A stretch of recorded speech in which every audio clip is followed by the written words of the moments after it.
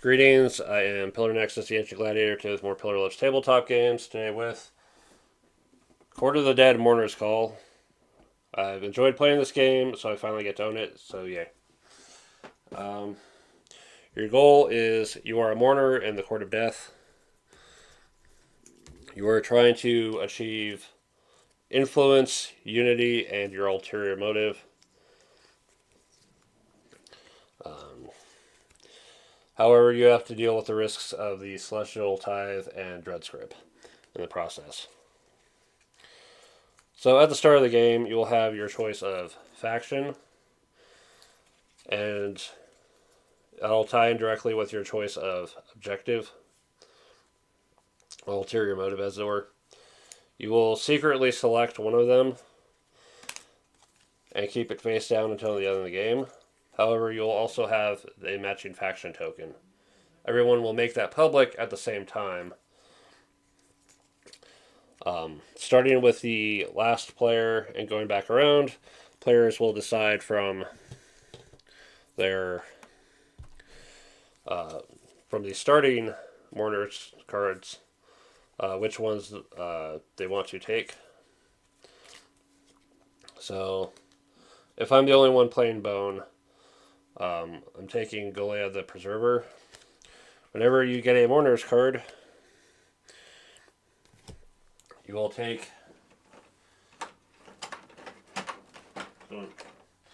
its matching figure and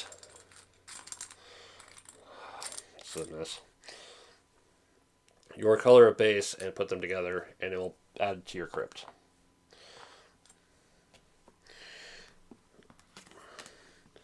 Your status board at the start of the game, your public faction, your influence starts at 2. So, as your influence grows, it'll be worth more points at the end, but you need to use influence as well over the course of the game. The crypt is where you store people that are not currently assigned. You still count them as part of guild trackers, because having the majority can help. You start with 2 Etheria, the Mortal Souls, what you need for getting more recruitment, or their effects, and your storage space for Unity. Unity tokens form a pool at the start of the game. 25, 30, or 35 of them, depending on if you're playing with 2 players, 3 players, or 4 players. You can add 5 for a longer game, and it doesn't say this, but if you want to play a shorter game just to demonstrate it, you could take 5 out. Just saying. But each of these is worth a point at the end.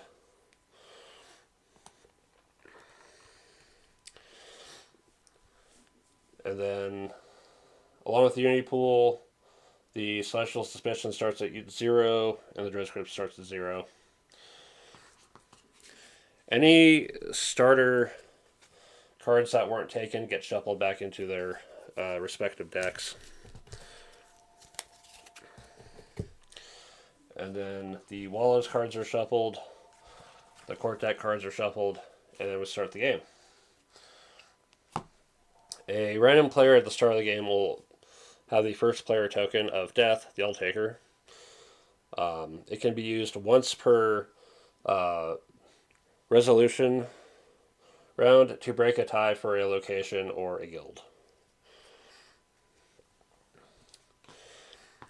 So at the start of the round, there will be the Etheria distribution.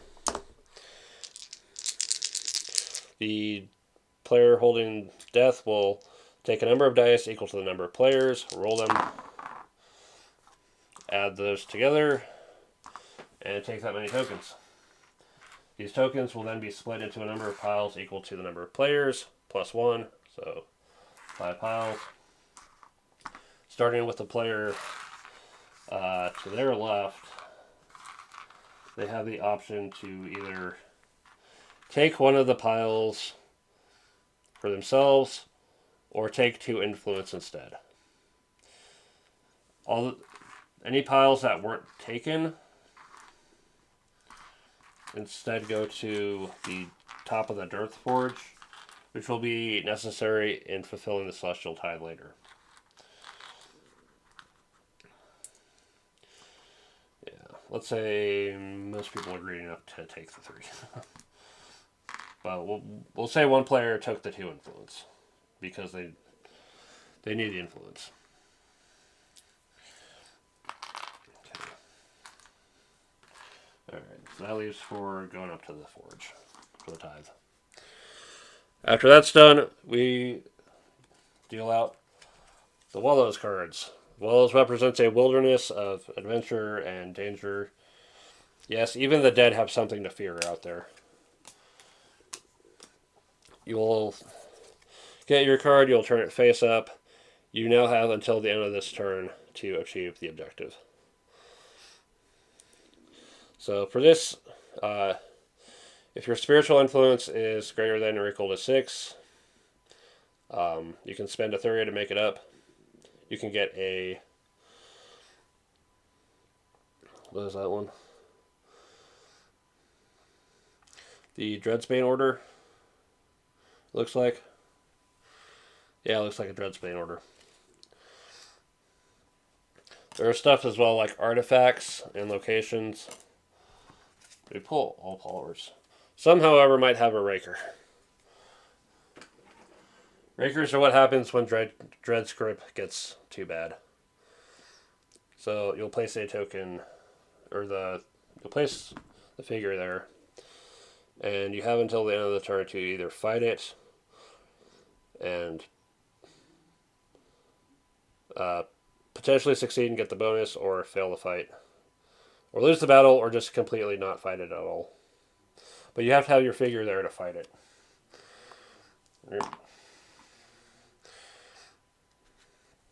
And it has to be your action for the turn to actually fight it. Anyway. There's other stuff like artifacts. You have to fulfill the top part of it to earn it. And then, starting with your next turn, you get the artifact effect. Like this one is... if you reduce the tracks while they're already low, you get it. And then once per round, you can copy the ability of a Mourner card you control. So that has some interesting effects to it. Yeah, there's a lot of just random stuff to find in the wilderness. But anyway, court card drafting. Each player will receive a number of cards based on 12 divided by the number of players. So in a 4-player game, everyone's getting 3 cards. You'll take the cards you get, you'll keep one of them, you'll pass the other 2. Then you'll get 2 from the next player, you'll keep one of them, pass. And then the last card you receive is yours. Alright. Then we go to the action phase. So, various fun figures to work with from your court cards. As a turn action, you can choose to play one of them, and then do either the top or the bottom. And then it's played in front of you, and then you're unable to use it. It'll go back to the courts at the end of the turn. It's entirely possible that you choose not to play your court card. There's in fact an artifact that requires you not to. But you are not obligated to play all your court cards. Recruit. To just straight up recruit a guild figure with no card, it costs 3 Ulterior. To draw Mourner cards and get figures based on that costs 5. So let's say we spent that 5. We draw the top 2 of the deck that we want to draw from. We look at them, and then we pick one, and we get the figure and the card. The unchosen card, I believe, goes to the bottom. But There's all sorts of fun characters like gun-slinging skeleton cowboy dude. Yeah. So they're ready to use if needed, and then their figure goes to the crypt. Okay. Regardless of your recruiting method, Dreadsgrip grows up by 1. Dreadsgrip limits the number of figures that can be in an area for you, unless you have the little Dreadsbane circle. If you're ever over that limit during the resolution of the threat, bad things might happen. But we'll get to that point. So, relocate guild figures. Pay influence based on where you're sending your figures and how many you're sending. So,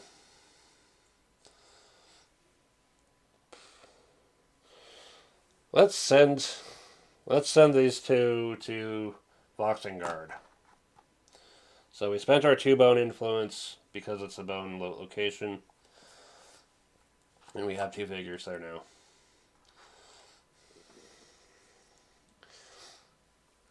You want to have the most figures in a location when it resolves to get its bonus.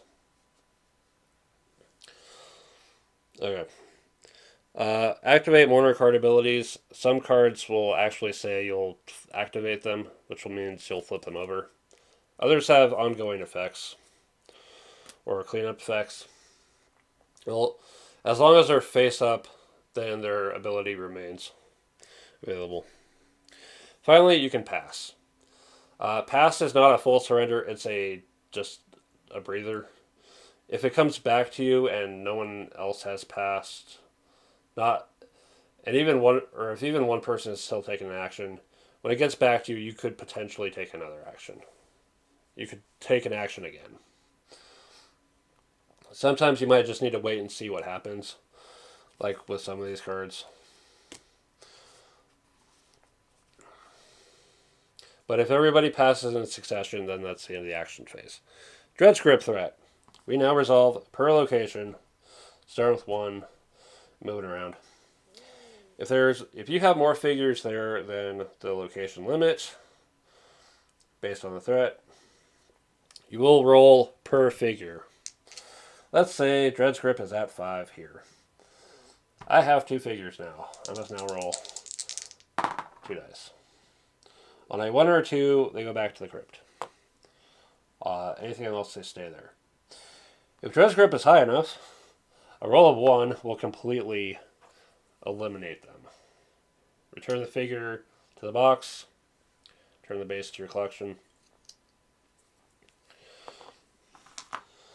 Okay.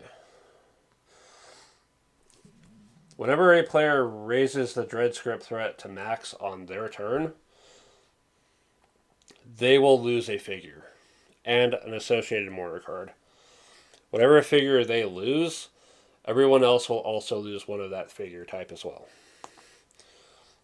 And then Dreadsgrip will drop back down to 9. It's possible for Celestial Suspicion to be raised during the action step as well in the resolution. If it hits 10,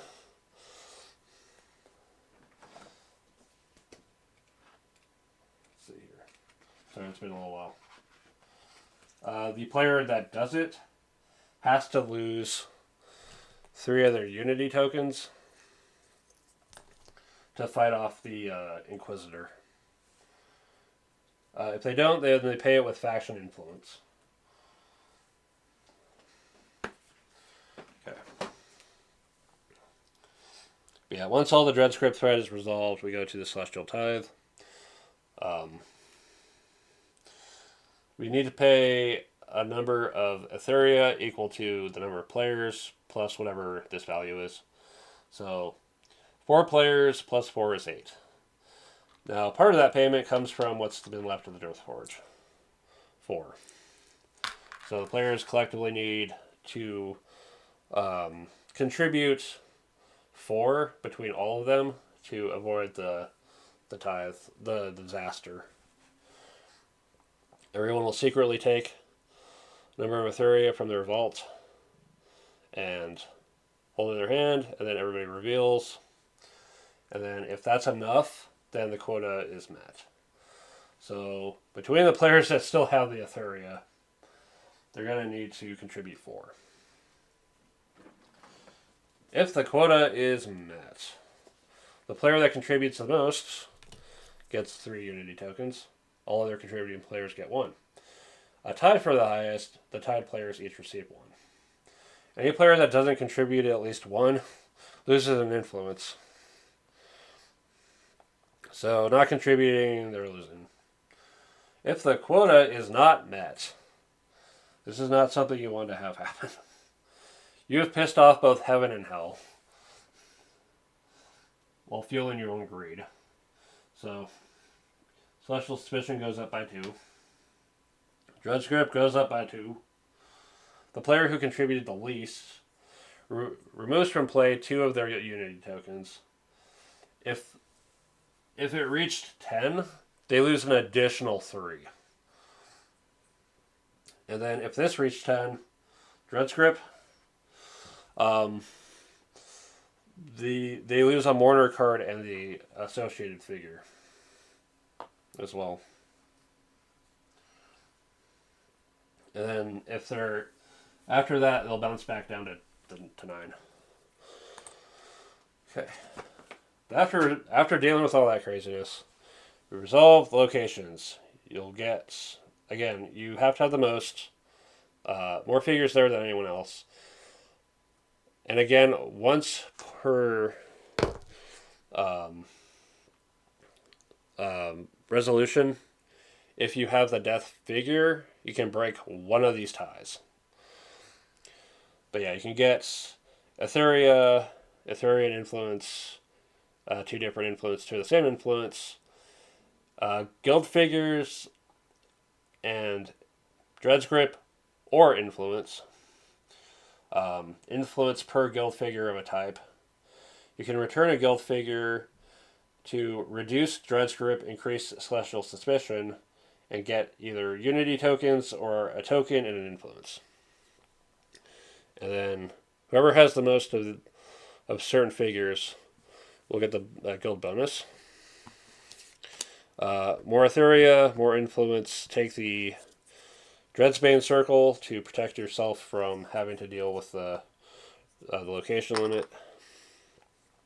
Reduce Dreadsgrip, gain Unity and influence. Spend one of your influence to eliminate an enemy's guild figure of the same type. And gain a guild figure of your choice and increase Dreadsgrip. And then we go to the cleanup phase. Any Mourner cards that were face down are now face up again. If you haven't done so already, you should have returned your court cards. Any figures that leave after being in play for the round, leave. Any cleanup effects from Mourner cards will be resolved.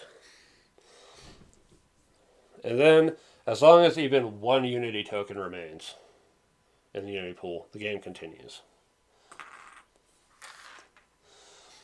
And we repeat the same cycle until the end of the game is triggered.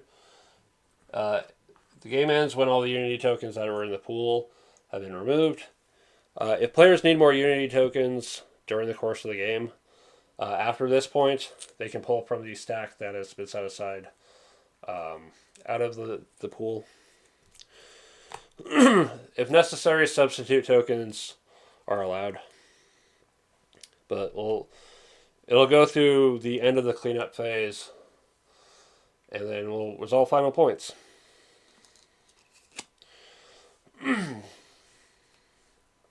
Oh yeah, as part of cleanup, any unfulfilled Wallows cards are discarded. Yeah. Yeah, final points is whatever your ulterior motive is, you score it. So, gain 4 points for each Mourner card of bone you haven't played at the end of the game. I've got these two at the end, so that's 8 points and something. Every unity token you have is worth a point.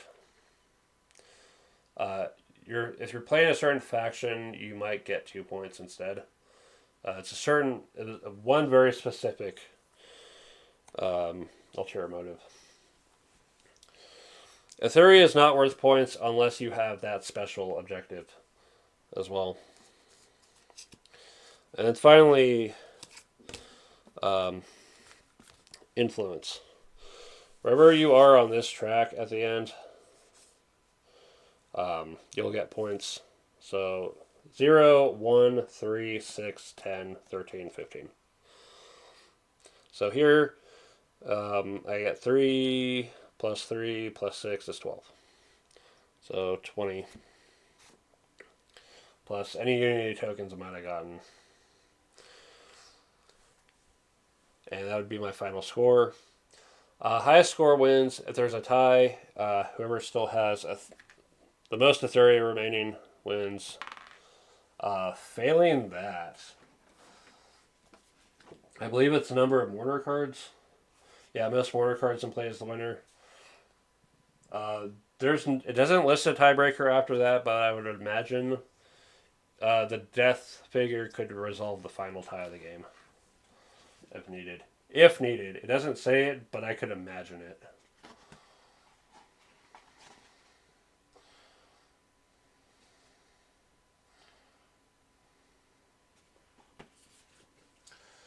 Anyway, that's basically the game.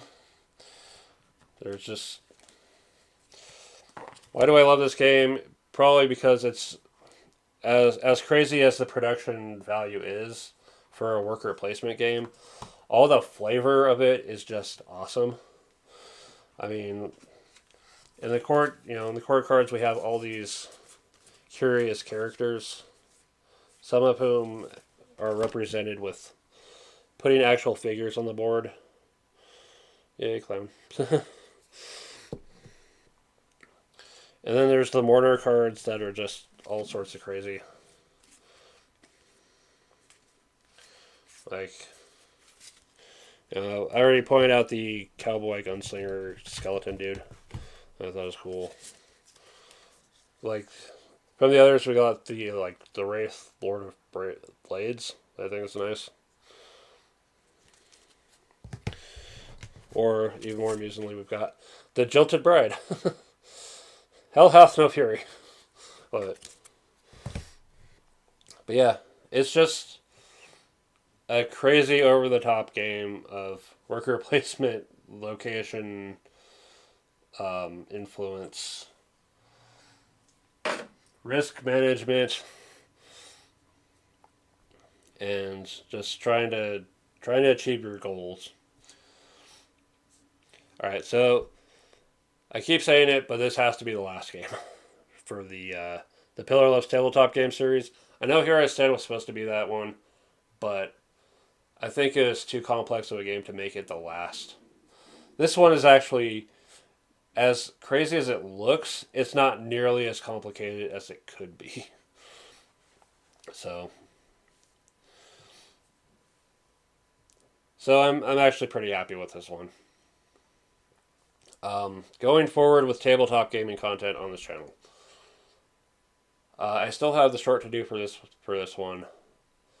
I wanted to do a special short featuring my gaming closet, as it were.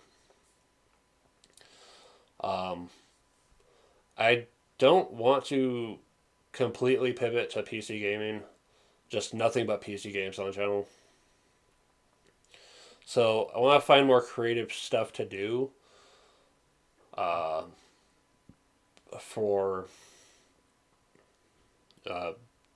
with tabletop games. I still have the Watch Me Play It Solo thing to do with Hegemony.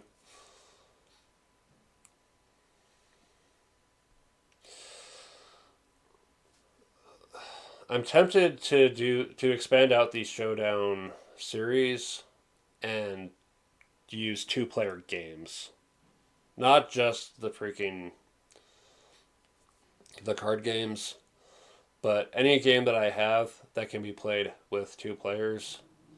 I want to explore playing the 2-player aspect of that game. So, and keep tabletop gaming long enough to get to the auction at the end of the year and get maybe some more games that I haven't featured before, and that's what'll set up the next round of Pillarless tabletop games.